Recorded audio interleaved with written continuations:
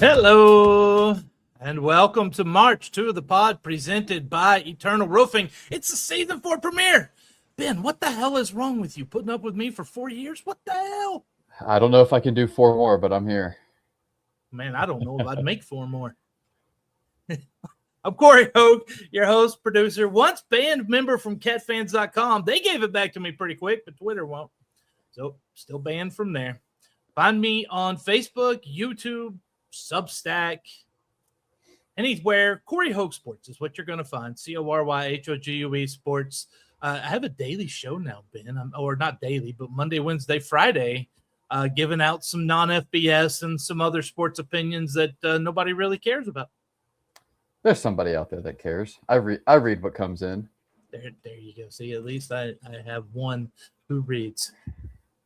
Man who you heard speaking right before me a minute ago, that's the co-host, analyst, and the real ball knower, and also decked out in all the Sam Houston gear.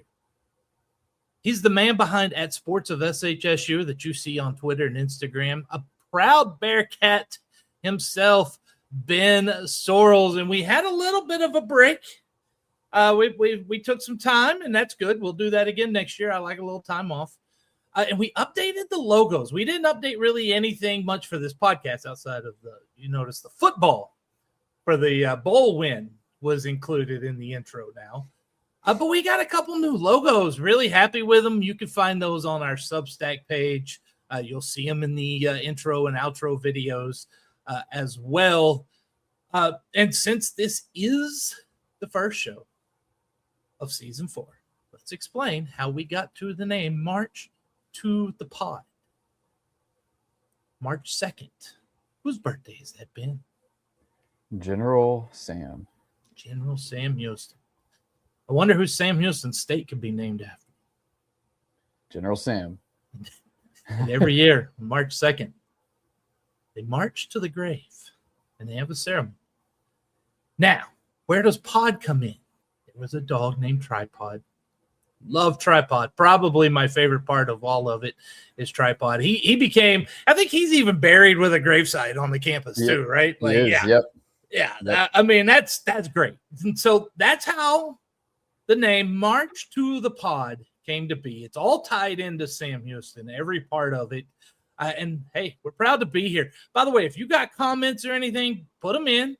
If you're watching on Facebook, YouTube, thank you. Twitter also, if you're watching on Twitter, I forget that I could do that on the March to the Pod account. Yeah. Drop in the comments. We will get to them later in the show. So updated logos, did some things like that. I went on a couple different journeys, mainly mentally, and then one to Disney with the family. Oh, that was fun. Taking Gabe to Disney for the first time for his first trip there. That was cool. What did you do during the break, Ben? Sit around the house? Oh, I wish. Impromptu cross-country road trip for a bunch of miscellaneous things. Went on a little vacation with some friends. Got a new job. I've traveled for the new job 3 times already. So it has been a very busy last month or two for me. Well, let's hope that Thursday night, 6 p.m., our new day and time, will be open because we love hearing the knowledge that you have about Sam Houston. Hey, Conference USA Media Day was this week. I was there. I went to Arlington. I got to see Colton Forster. I got to see Ben Reichert. I got to beat Lane Fobbs, right? The infamous Fobbs. My wife was always like, Lane, and I'm like, who? Oh, you mean Fobbs, right? Because I know he's Fobbs. Ran into Judy? Do what? You ran into Judy? I had a little conversation with Judy. None of that audio's on here, but we talked about expansion, which you can find that story on the marchtothepod.substack.com as well. There's a few things. Phil Longo did a media tour. If you want to really talk about what we're putting out over on Substack right now, he did like a 4-day media tour. It's the same questions mostly. Somebody asked a different one. Somebody. It was a lot of the same stuff, but I did a recap on that and kind of what took out from some of those things. Find that on our Substack as well. Many of you have. We appreciate everyone watching, listening as always. We're going to talk more. We got some videos. We got some things to talk about here on the Conference USA Media Day. But first, we would be remiss if we did not spend time to let you know about our friends over at Eternal Roofing. Eternal Roofing and General Contracting is your choice for integrity work in the Texas Hill Country. Taylor Andrus and crew provide experienced quality roofing services with a mission of roofing with faith, serving with integrity, and sheltering homes in the spirit of stewardship. Don't just take our word for it. Here's what satisfied customer Pamela Allen had to say about Eternal Roofing. They did a great job on our patio roof, came out quick for a quote. The quote was very reasonable, and they started and finished work well and quickly. Not a bad thing to say about Eternal Roofing. Give Eternal Roofing a call today at area code 830-251-5673 or area code 936-215-8539, or you can email them taylor@eternalroofingtx.com. Thank you very much to Taylor Andrus and the crew over at Eternal Roofing. They're doing great work throughout Texas, the Hill Country. I know it's been a hard couple of weeks throughout that part of Texas, especially the rains and everything coming through. Stay safe. That's just no fun. There's nothing we can do to control natural disasters and nature, but man, it's not fun. So No.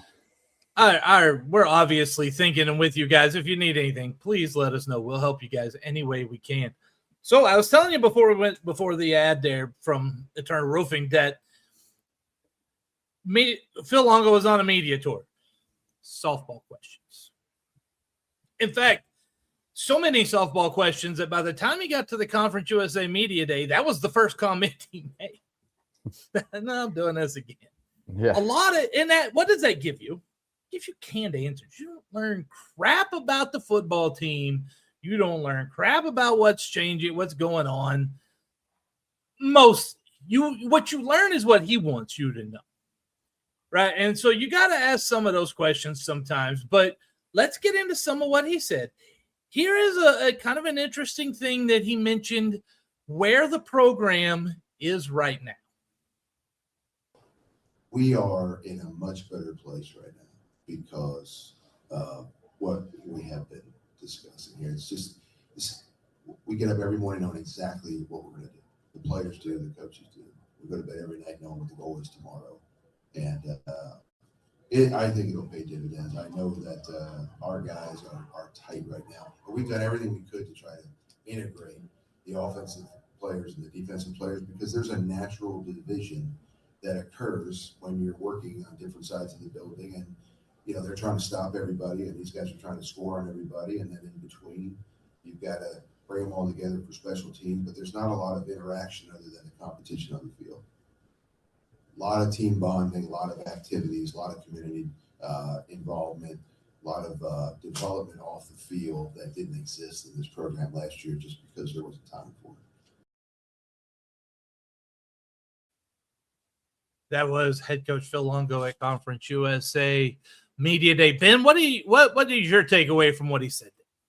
Yeah, from that clip, I mean, to his point, there is a lot more room for development and bonding. I know we'll get into it. There were 92 players there for spring ball, the most that Longo said he's ever had in his career. It was pretty much everybody but that freshman class that was there. So I do feel like there is a lot more continuity within the roster. You bring back almost the entire staff outside of one guy, who was your O-line coach. You bring in Jack Bicknell. So the continuity is definitely there. And I think they are light years ahead of where they were at this point last year because they were still recruiting guys at this point last year. Yes, and he went through all of that. A lot of what he did in his media tour was rehash what made last year so difficult. And look, I get it. There was a lot of things to it. You're taking over a program. It's a complete roster rebuild, complete coaching staff rebuild. So many things. He even mentioned once he was coaching the coaches and trying to coach the players. Strung out too far. But the interesting part to me was when he talked about the team bonding. You're not doing that if that team had a lot of bonding. It didn't have a lot of bonding issues last year. Tells me there was maybe some things that weren't really copacetic, right? Because he talked about the division between the two sides, and that's true. It can happen, and it happens in a lot of locker rooms. But that to me just kind of makes me believe that happened in that Sam Houston locker room last year, and it probably was some of the reason why they only had 2 wins. Yeah, and guys probably didn't even know each other really, too. I mean, half of your team practically reported for training camp around this time last year, about 6 weeks out from the season. So, yeah, I mean, like I said, they are just so far ahead of where they were last year, and hopefully the culture and chemistry can also gel and continue to grow as well.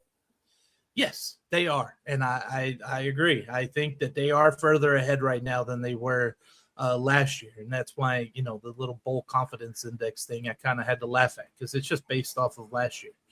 People don't even really put in. You don't know a whole lot anymore because of the portal and stuff. Right. Really, it makes it harder, but still, some idiot in the audience asked a question about him being play caller and head coach, and Sarkisian had talked something about that the other day at the Texas High School Coaches Association convention. So some retard sitting in the second row had to ask him about being head coach and play caller. That was me, and here's what he said. That's why it was so hard last year. To be the lead fundraiser, to be the head coach, to be the offensive coordinator, which I'm not. Zach Patterson is our offensive coordinator, and he does 80% of the work during the week. The area offensively that I'm involved in is the game planning piece, which I would be involved in anyway, and I know what we're doing defensively, special teams, and I'm going to know what we're doing offensively. My biggest part of it is the play call, and that is because of the relationship I have with our quarterbacks who I'm coaching. There is a faction of my job, an area of my job that if I could not lean on other people to do, it would not free me up to be the head coach and the play caller. Coach Raisback sitting in the back room, that's my associate head coach. He's not the associate head coach for name only. He's the associate head coach because he has legitimate duties that are no longer on my desk, and he does them at a high level. And he probably does them in a more organized fashion than I would, because trying to do all of that is going to spread anybody too thin, right? Coach Lindsay affords me that flexibility and some time because he handles the defense. And Coach Patterson takes a lot of that off my plate on offense. And so I will never expand the role outside of game planning and play call. But I probably will do that until I'm done coaching. Okay, there was a little hiccup in that when I couldn't really do anything about it. That's how it came when I downloaded it. But that's okay, because we got the answer there. Ben, your thoughts on that one? Well, I think it's a valid question. So in Phil Longo's introductory press conference, right before the New Orleans Bowl, which feels like ages ago, but it was only about a year and a half ago, someone asked him if he was going to call the plays, and he said he would the first year, and then he would reevaluate how things went and make a decision moving forward. So it's a valid question. We got our answer. Longo is going to call the plays, and I think we get a little bit of insight into kind of how he operates as a coach. I think he's a little more CEO oriented than he maybe was a year ago, where he tried to have his hand in maybe a little too much, fundraising, offensive game planning, play calling, probably tried to get involved with the defense and special teams a little bit more, but it seems like he's handed that off to Coach Racebeck and Coach Autry Lindsay, which is a good thing. But he's going to call the plays, and we'll see how it turns out. Last year obviously did not go well offensively, but the year as a whole didn't go well. We know the circumstances. So I think he's still got a chance to prove himself this year, but I think it was a legitimate question because of how he had worded his answer right before the New Orleans Bowl when he got introduced. You're making me blush. So, he had a couple of answers, and some of them was interesting. He had a different one. I didn't clip it, but he talked about the influence of Mac Brown, the influence of Mike Leach, and what he learned from these guys. And Mike Leach was a play caller as well as the head coach. Mac Brown was not. And he talked about how Mac Brown was kind of the CEO type. Like, why am I going to hire you if I don't trust you to coach? I learned something about Phil Longo. He knows the recipe. He knows it. He's got it. He's been taught it. You don't be around Mike Leach and Mac Brown and the coaches that he's had, that he's been around, and not know the recipe for success. Question is, can he do it? And that hasn't been proven just yet. This year is another step, another chance for us to see if he can really do what he knows he's got to do. It's because not everyone can do it. Right. And if everyone could, you wouldn't have losing coaches. Just right. How it is. Yeah. So that's the question, in my opinion. Now I now know that he knows the recipe. Now we got to see it in action. Right. And I know just from having a little peek behind the curtain at a few things, I think he has gotten better into leaning into the recipe, I guess, if you want to call it that. Learning to delegate, trusting the guys you hire. And so that's a good thing. It's part of growth. I mean, it's just, he was a head coach, 20 years ago at a lower level. This is a much different beast. It's almost like he is a first-time head coach, and last year threw a lot of different things his way. So you want to see growth. I think we have, and we'll see if it translates to some more success this year. I agree. And I think he came in maybe a little more confident than maybe he should have. Considering it's about, they're coming off 10 wins, but man, you lost everything, right? So right. I think there was some of that, and then of course expectations of the fan base where, hey, we just went to a bowl game and won, 10 games. How about you? And that wasn't as realistic either. Which here in a couple of weeks we're going to have our predictions. We're going to go game by game this year. Again, for some strange reason, Ben, we're going to go game by game and tell what we think. What the Vegas over under? I haven't looked at it in a month or so, but what is it still? Is it 3.5 ish? 3.5 but if you look at the odds, it's definitely leaning towards the under. Like the minus, it's like negative or minus 150 on the under for that. There's also a line for 2.5. I think you can get both of them, but the line that's a little more even is the one that's 3.5. Sweet. Which I feel pretty good about the over with. Last year, I felt very good about the under. This year, I'm on the other side.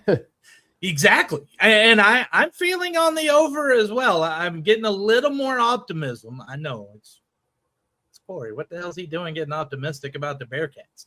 I'm getting a little more optimism for this season. So we'll see. Another thing, this is something that a lot of people have talked about. It was asked of Judy during her press conference, and it was about the use of AI. AI is a tool. Let's just be clear. I know there's all these debates sometimes about AI. Let's just break it down. It's a tool. It's not a human. It's not a replacement, but it's only going to give you what you put into it. So if you don't ask for intelligent things, you're not getting intelligence back. And also, if it thinks you have an opinion, it's going to try to give you that opinion, because what do they make money off of? Your engagement. You asking more questions. That's why they always end everything you give them with, do you need me to do this? No, I don't. right? That's AI. But there are uses for this, and it's a big, big tool that you can use, and a lot of college programs are. How about Sam Houston, though? Here's what Phil Longo had to say. I think it's inevitable that everybody is going to wind up using it, or they're going to be at a disadvantage. I think there are some areas that are a little overrated. It still comes down to our knowledge of the game and our ability to coach and teach. But when you can take something, Coach Traylor at the Texas High School Coaches Association, he went off on ChatGPT and AI and all that stuff, and it obviously, I think he kind of referred to it as his second wife. I may be misquoting, but that is what he was alluding to, and he was trying to just get across how important that has become in their program.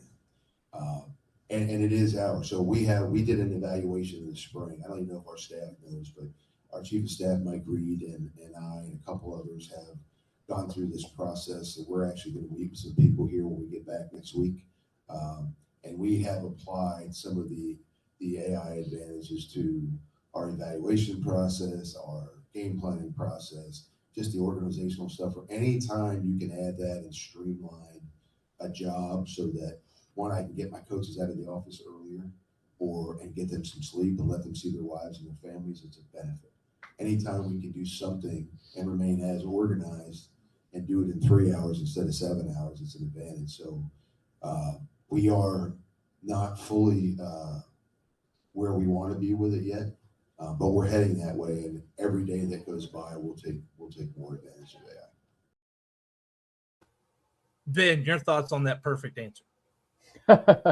Perfect answer. I thought it was pretty good. I did like how he said it ultimately comes down to how can we coach these guys and, put our knowledge onto the field and coach them to the best of our abilities. And I also like that he said you've got to use it to some degree or get left behind. And I think it's about finding that right balance. What sort of advantage can it give us to be able to coach these guys to the best of our abilities? So I thought it was a good answer. I'm glad that it's on their radar. It's something that it sounds like they're using or looking to implement.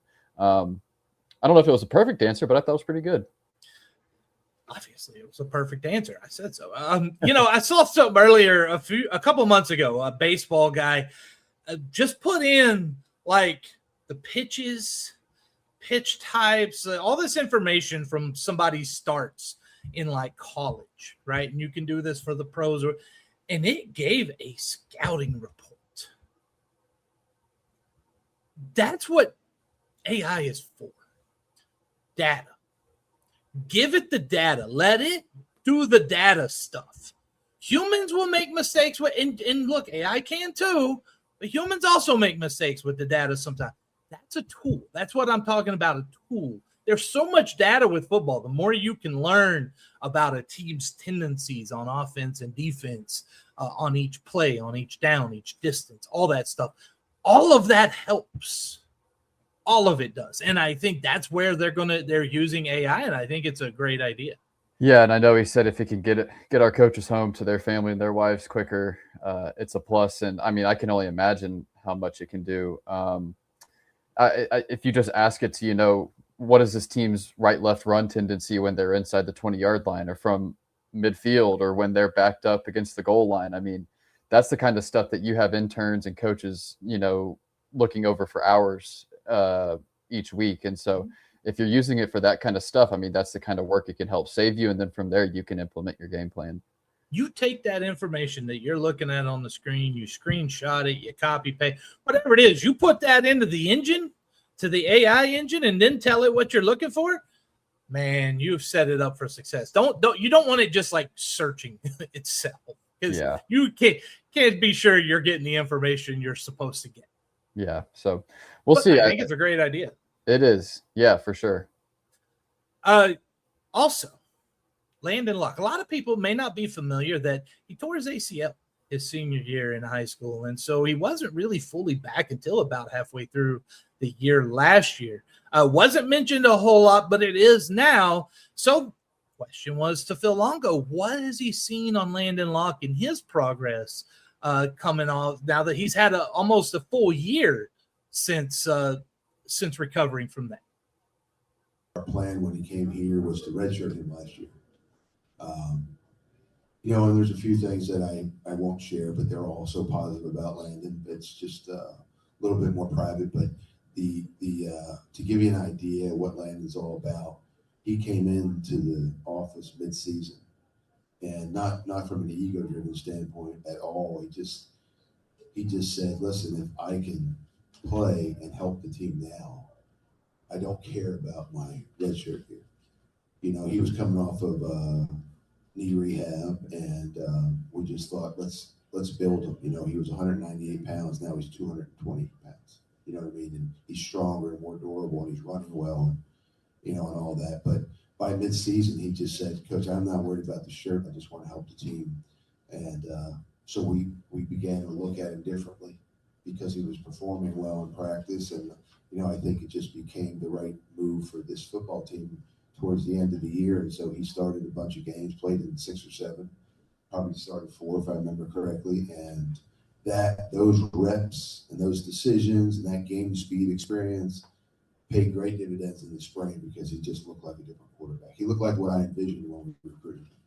And so with that comes the confidence that he has and the leadership that he provided our teams.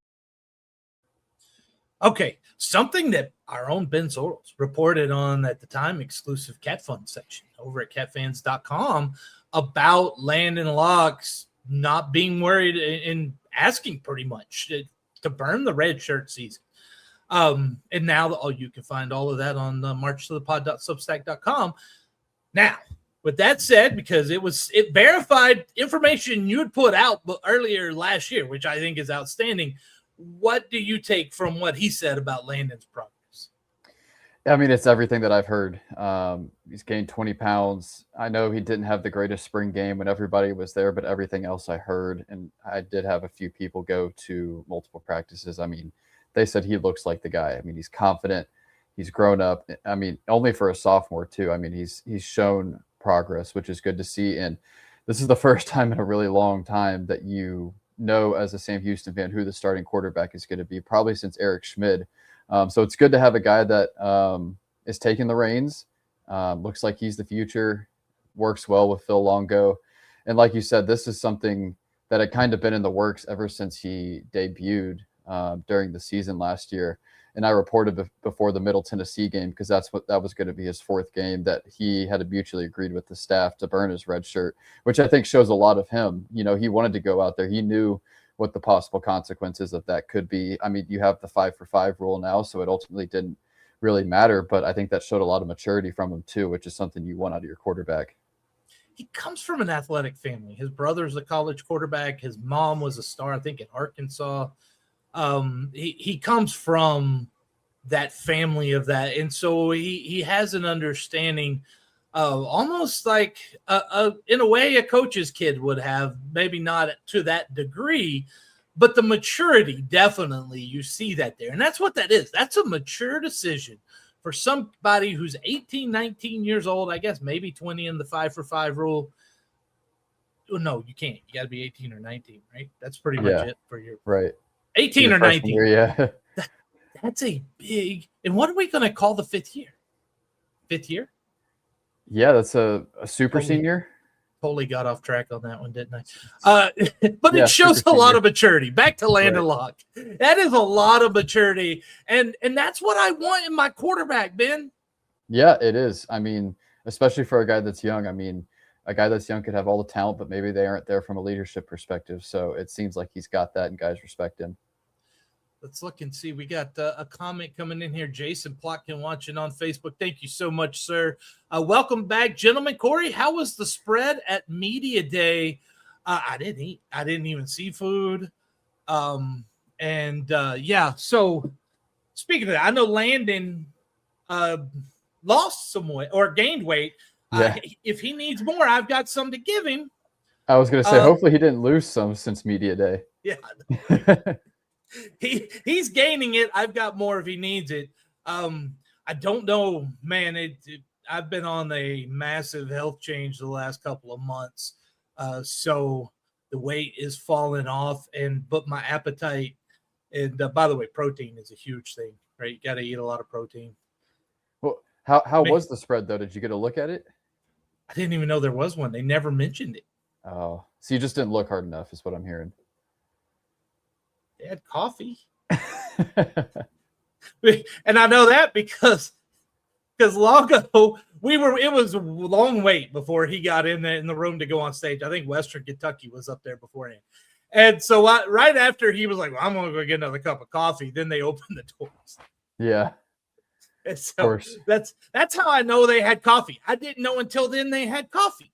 I didn't look. I was there to work. I had a job to do.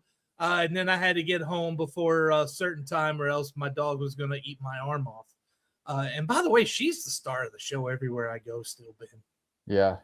She's the one that gets the information out of people. Yeah. Well, hey, look, when you've got a dog that you can discuss and have someone pet, and her name's Sunshine, and that is her personality. She just brings joy. It's fun, right? And as this girl's trotting through the hallways of the hotel with her tags jingling in the air and all that, because she's so happy. She loves being in those environments, and she's just trotting along happy. It's hard not to, right? And so, yeah, it helps. Sunshine is a help for me now, even more than she was before. Right. Help for me too, getting us some good info and stories. Yeah, help for my wife because now she ain't got to watch over me all the damn time. It's funny, man. When we got down to that hotel, she realized Mama wasn't with us. It was a whole nother level of being watched by that dog, man. Yeah. Until we got home, she was like, I'm on patrol. Right. What's sad is I need Somebody's got to do it. somebody gotta. Hey, if you're enjoying the show, help us grow by rating and reviewing March to the Pod on your favorite podcast platform. Don't forget, subscribe to our Substack page, marchtothepod.substack.com. Remember, it's the number 2, marchtothepod.substack.com. Find us on Twitter, Facebook, Instagram, YouTube. Same words, March to the Pod. That's all you got to search for. You really want to get to our Substack. I'm telling you, the content we're putting out, I can't promise something every single day, but we got some ideas going and we can get some content going. And it's look, it's not just football coming up. A couple other sports starting soon. Yeah. Well, and we've got a story in the drafts. One of the things Phil Longo talked about was funding, and so we've got a funding story in the drafts waiting to be dropped. That'll be good. Yes, and he talked about increased funding. And listen, the revenue share, and we're going to get into that here in a little bit at the end of the show. Our last segment here is going to be on kind of the revenue share that was published on the Substack as well. Want to let you know we're proud to be part of the CUSA Podcast Roundtable. Again, I believe this is our 3rd year with the CUSA Podcast Roundtable. They've got shows covering all 10 CUSA programs. There's no longer 12. There are now 10. And now, before we get into men's basketball injuries already, are you serious? Before we get into that, let's hear some more from our friends over at Eternal Roofing. Eternal Roofing only uses the finest materials in the roofing business while providing an exceptional warranty. Why do they use CertainTeed products? Because they complement any appearance, provide exceptional and reliable strength, and are known for their enduring performance. Here's what Shane Sosa had to say about Eternal Roofing. Taylor and his team are amongst the highest level of professionals. They care about their customers and go above and beyond just doing the job.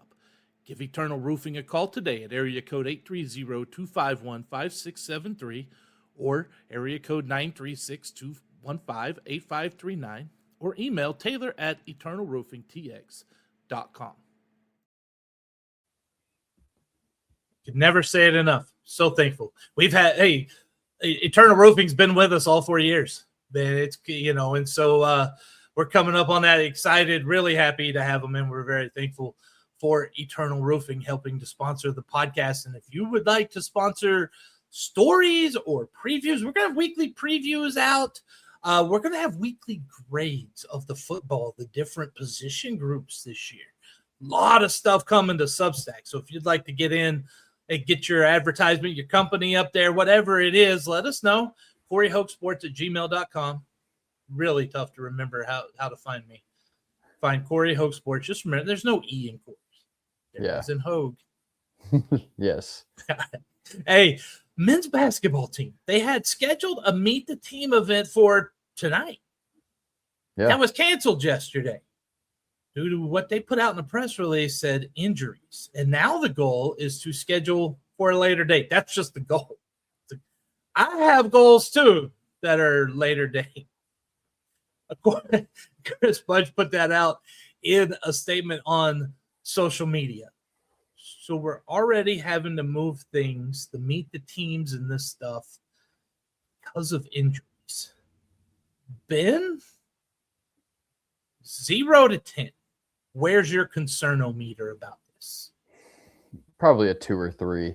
And I know we talked off air a little bit about this. I mean, this is not the first time this had happened. We had a Cat Fund event last year that was supposed to have an open practice, and we decided to bump it, and they moved it to a different date. And I mean, you can call it injuries. I mean, I haven't had a ton of visibility into it, but I know when they canceled for us, there was just a bunch of guys who were banged up, sprained ankles, bumps and bruises. You just want to you need these guys to be fresh when the time comes. So it was just maintenance stuff. And they started the season healthy last year. They didn't finish the season healthy, but that had nothing to do with stuff coming into the season, really. So, I mean, my concern level is a 2 or 3. Even if you have 3 or 4 guys, significant players that have injuries, you are like 3.5 months away about from the start of the season. So right now it's a 2 or 3. Here comes the glass half empty guy. I'm at about a 6, right? Because last year, right? Okay, so we had to do it last year, and then they were healthy to start. What happened? Injuries are a thing, and I know. Listen, I'm not blaming training staffs or any. I don't know any of that stuff. I'm not. That's not for me to care. What I see are trends, and the trend is a lot of injuries the last couple of years. And if we're already having to do that now, it does give me some hesitation heading into the season. Yeah, and I don't know. I mean, last year, well, really the last 2 years, it was just a bunch of kind of freak stuff in games primarily for guys getting hurt. So, yeah, I don't know. Maybe there is something behind the scenes going on from a training perspective, from a medical staff perspective. I'm not too sure. But for right now, I'm trying to pump the brakes on any concern. It's still early. If there are issues, like I said, you've got a little over 3 months to get things ironed out. So I'm okay right now. You just hope it doesn't become a trend again this year, or the trend does not continue. I'm hitting the gas. You're hitting the brakes. We're going nowhere. That's probably a good thing. Let's just keep the bus parked right here for now. We're not moving an inch, right? Yeah. What the roster? I know before we left, I think the roster was complete before we had the summer break. It was close to it, yeah. How does the roster look? Yeah, I mean, on paper, this is probably my favorite roster that we've put together from a men's basketball perspective.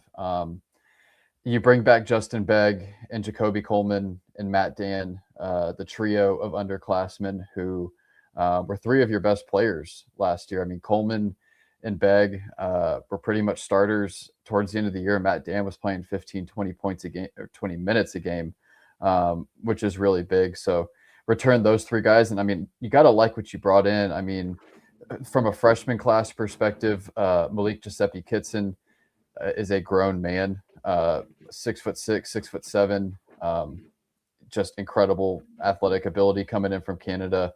Rylan Kelly was a 4-star player, one of the highest rated recruits. And then you got guys from all over. Zion Pipkin, a guy that stood out at the JUCO level. You had Aiden McDowell, who led all of Division II in scoring. You had Indiana State transfer Anel St. Bernard, who averaged like 7 and 7 a game at Indiana State, which is a good basketball school. So, yeah, I mean, you got to feel pretty good. I didn't mention Xavier Roberson. He's another freshman coming in. He played at the same school Jacoby Coleman went to, Dynamic Prep, which is a top 5, basketball academy in the country. So, got to like what you brought back and feel pretty good about what you brought in. And like I said, on paper, this is probably the best roster that Coach Mudge has had. And I was just looking at the roster because it got updated the other day. I mean, 6'7", 6'6", 6'6", 6'6", 7 foot, 6'10", 6'6", 6'8", 6'10". I mean, it's a big team, and that's been one thing that's kind of derailed. I think part of what they've tried to do is at the guard spot, especially, you've kind of played some backup point guards that are like Jacob Walker was incredible last year, but he turned the ball over a ton, and I think part of that is because he's 5'10". 2 years ago, Brennan Burns was your backup point guard. Had to play a lot of lead guard for you. He was 5'10".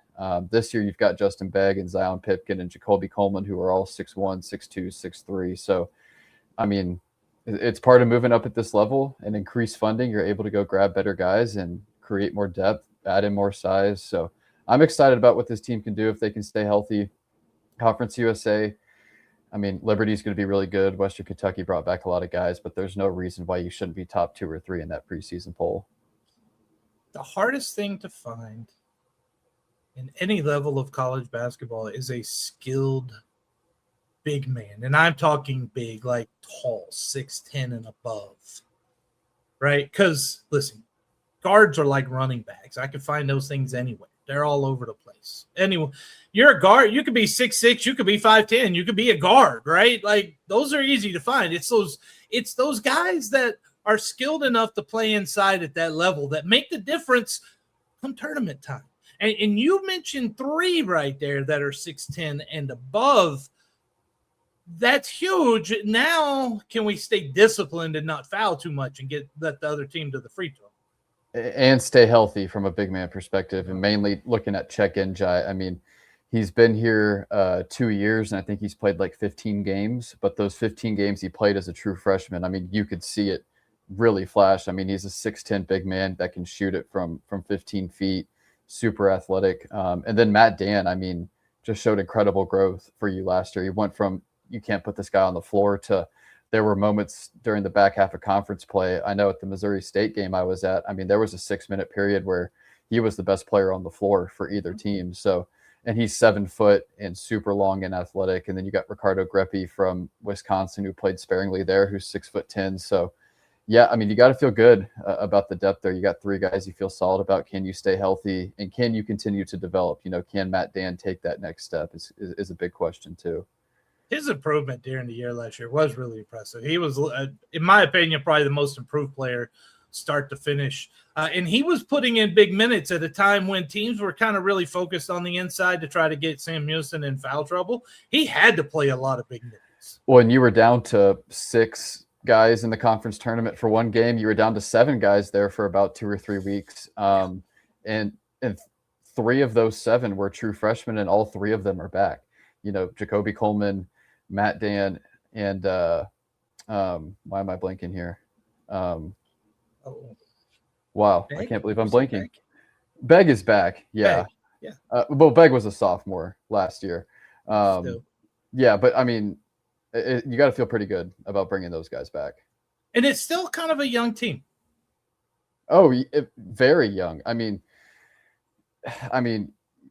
these freshmen are going to play.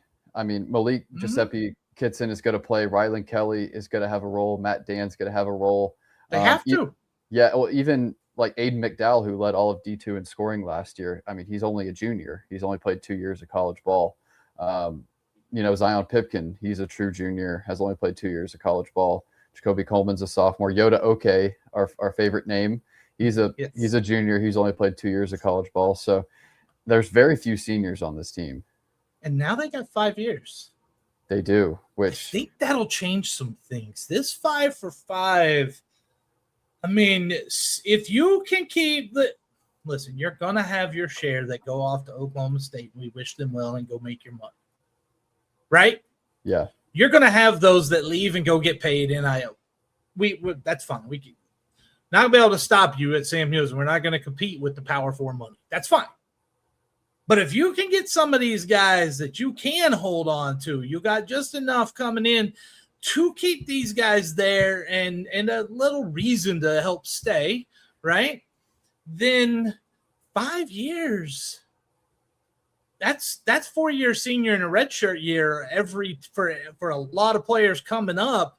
That is going to be huge for develop. Some of these teams, you know, it used to be older teams really were much better in the NCAA tournament. They were the experience. I think we might get back to some of that now with this 5 for 5. Right. Yeah. And back to Sam Houston being young. And I think the potential is very high. They have 1 senior on the roster, Enel St. Bernard, but it's only his 4th year. So he's even still got another year. So, I mean, hypothetically, you could bring all 15 guys back next year if you wanted to.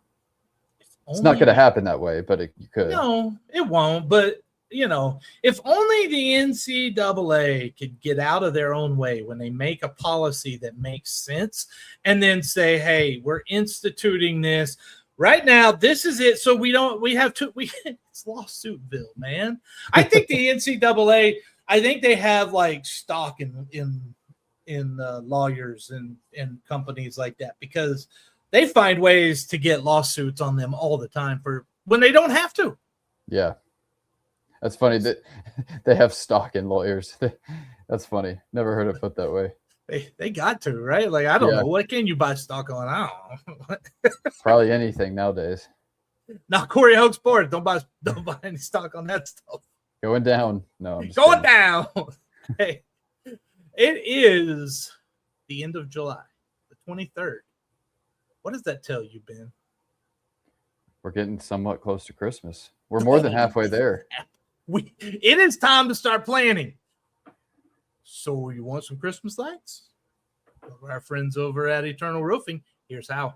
Eternal Roofing is locally owned and dedicated to giving back to the community by supporting local organizations and charities. They are also the winner of Next Door's Neighborhood Faves for 2 consecutive years. And as you know, if you've listened to this podcast, Eternal Roofing is your choice for Christmas lights. They provide premium lights tailored to fit your home, season-long maintenance, and hassle-free removal. Kyle Tatum said, "They're very professional and great quality, on time and clean, and really made me feel like they cared for me and my home." Give Eternal Roofing a call today at area code 830-251-5673 or area code 936-215-8539, or you can email taylor@eternalroofingtx.com. Big thank you. And get on there because they will. They put them up and take them down. They don't just leave them year round. It's crazy. They do it all. On our Substack the other day, put out a story. Matt Brown from Extra Points or Extra Points MB. He puts out a lot of really good stuff, and he got something on revenue. And Sam Houston reported nearly $1.7 million in royalties, licensing, advertising, and corporate sponsorships during the 2025 fiscal year. Now, let's remember, some of that includes 2024 when we're talking fiscal years as well.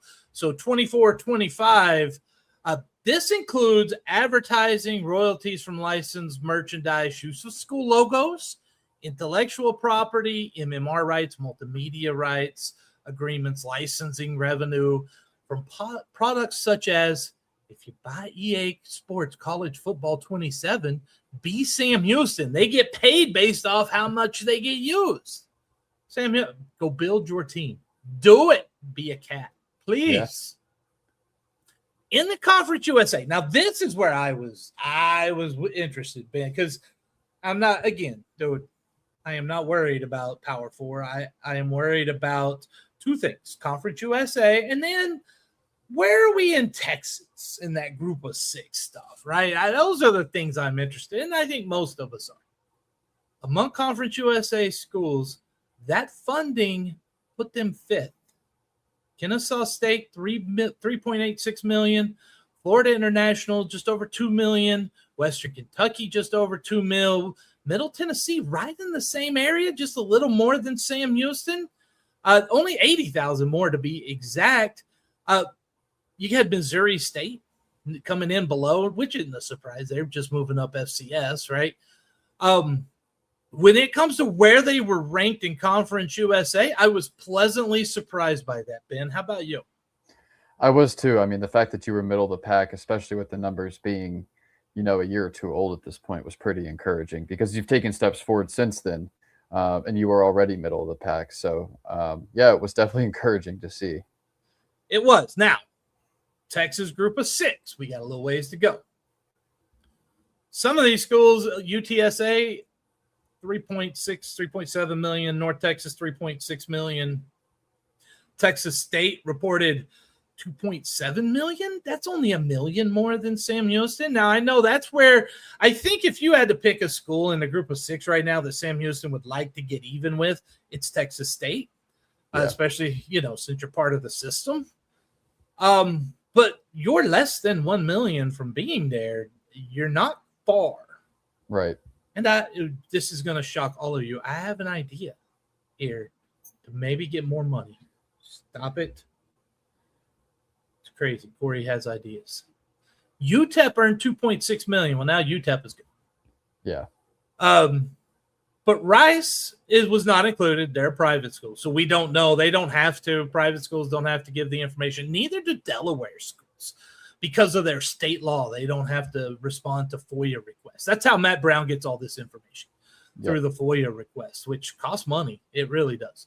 Okay, so now I ask you, Ben, with all of that and everything, Is Sam Houston maximizing their licensing potential? No.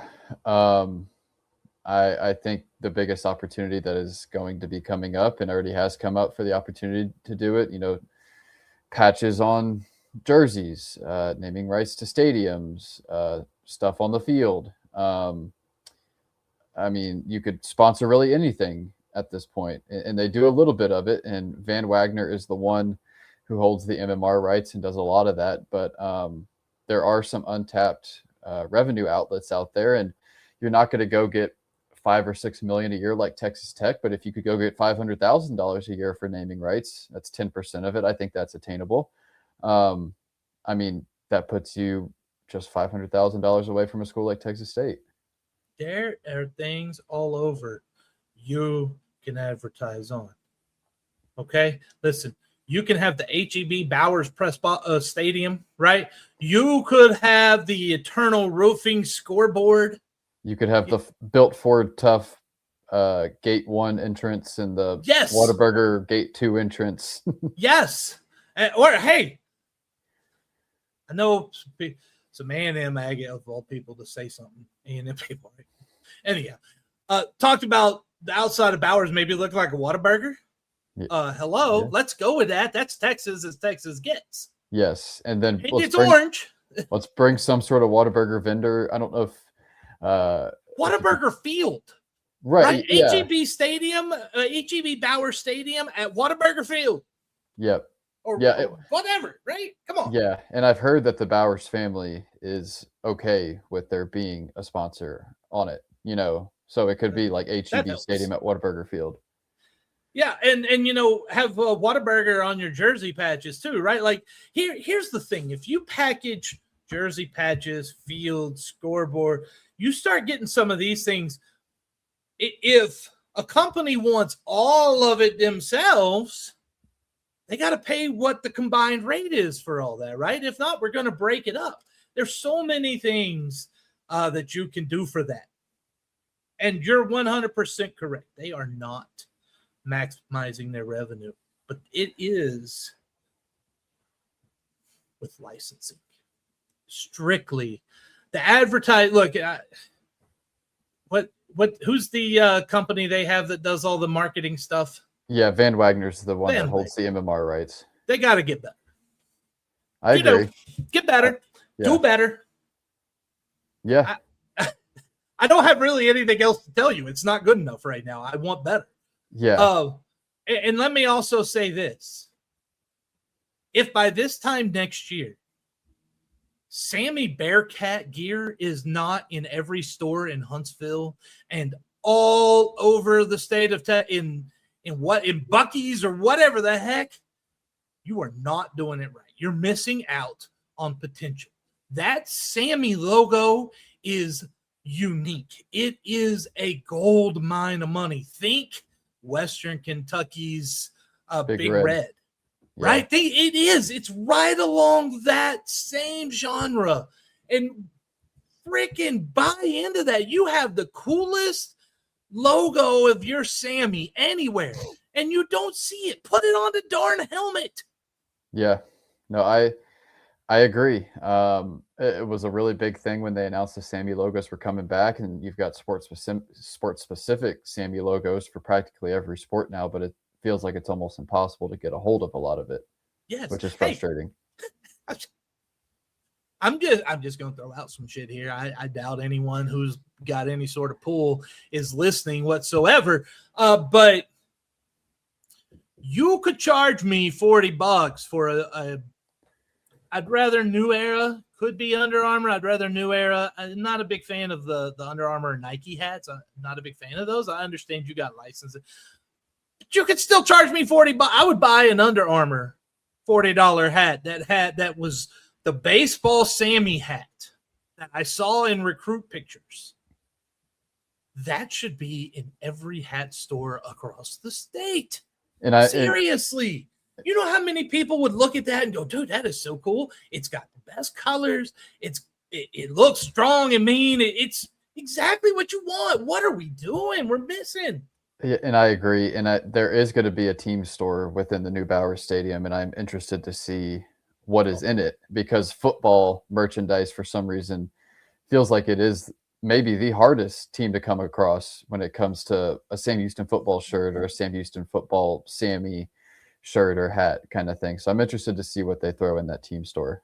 If it looks like you're walking into the online bookstore of the generic Sam Houston t-shirts, somebody needs to break a window. Commit a crime on behalf of Corey Hogue.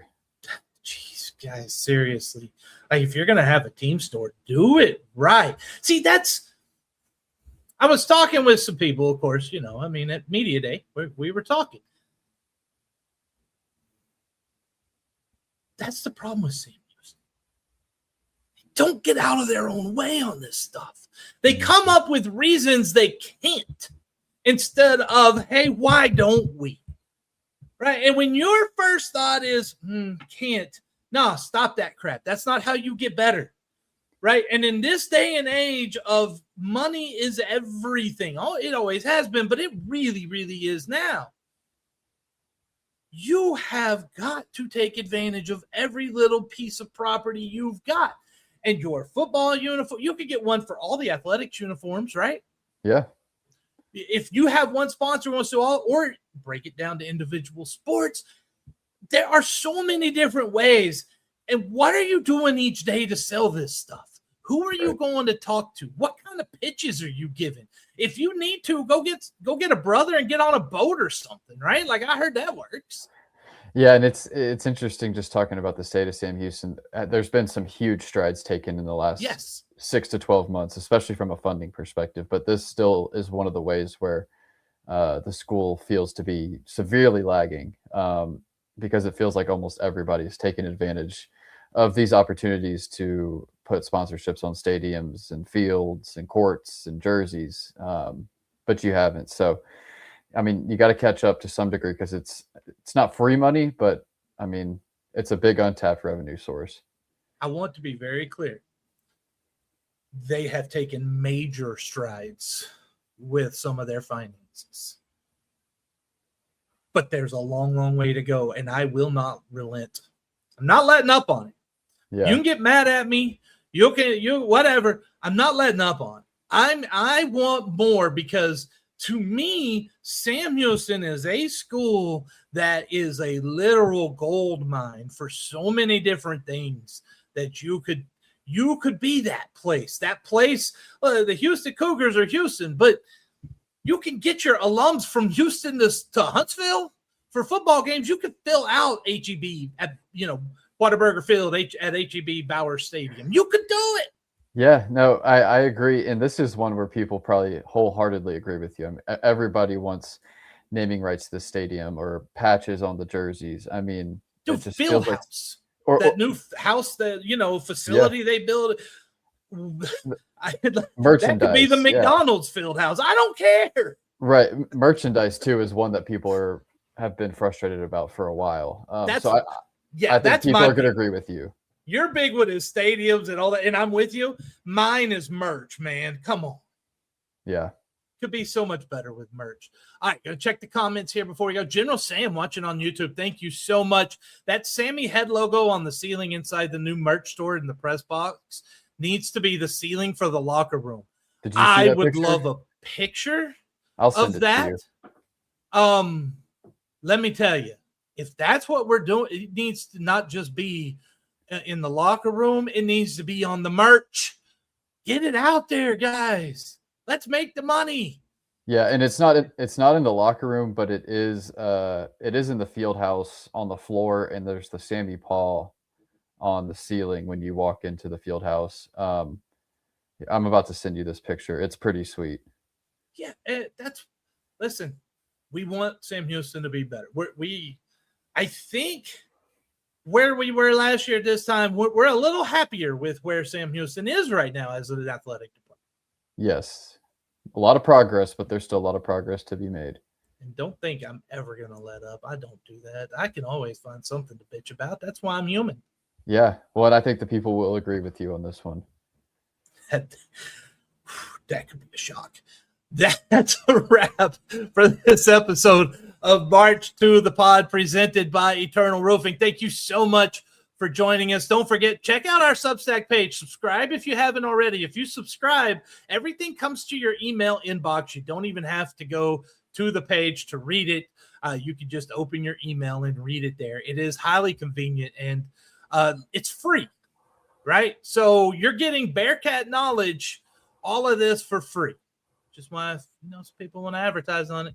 Hit me up, CoreyHookSports@gmail.com. That's all we have for this week. Go ahead and put us down for next week, most likely. Yeah, I'm here. You dang right. We'll be back next week with more from March to the Pod. Until then, Ben, take us home. Eat 'em up, Cats, and let's go open Bauer Stadium a week from today. And get that damn Sammy merch.